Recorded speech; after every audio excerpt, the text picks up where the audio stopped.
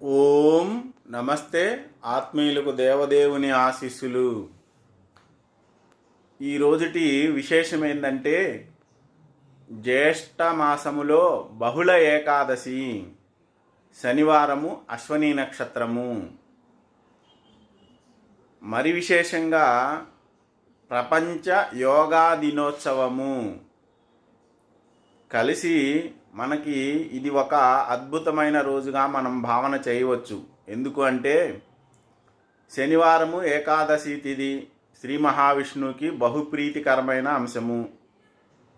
అశ్విని నక్షత్రం కేతువు అధిపతి, ఏకాదశి తిథికి కుబేరుడు అధిపతి, ఈశ్వరుడు కూడా అధిపతి. ఈ ఏకాదశ అనేది రుద్ర సంఖ్య. రుద్రులు ఏకాదశ 11 మంది.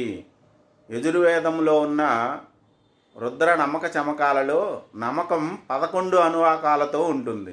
ఈ 11 సంఖ్య రుద్రులకు సంబంధించిన అంశంగా మనం గుర్తించవచ్చు.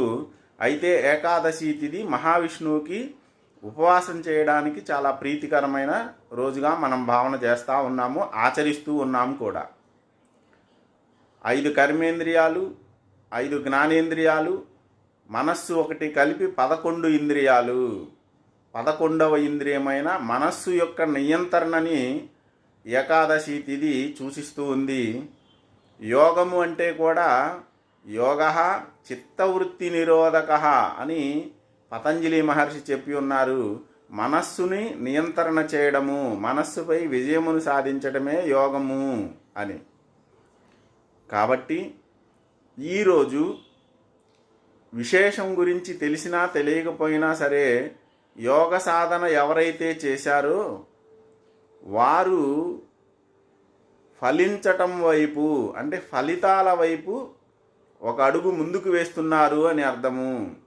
ఎందుకంటే యోగ సాధన ప్రారంభం చేసిన వారి యొక్క ఆ సాధన ఫలమునకు దగ్గరలో ఉన్నారు అని కూడా మనం అనుకోవచ్చు.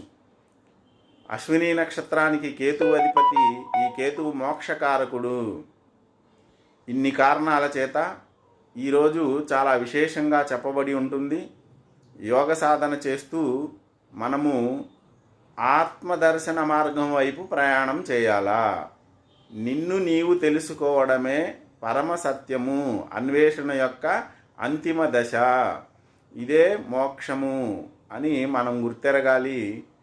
అందరికీ స్వస్తి. ఓం నమస్తే.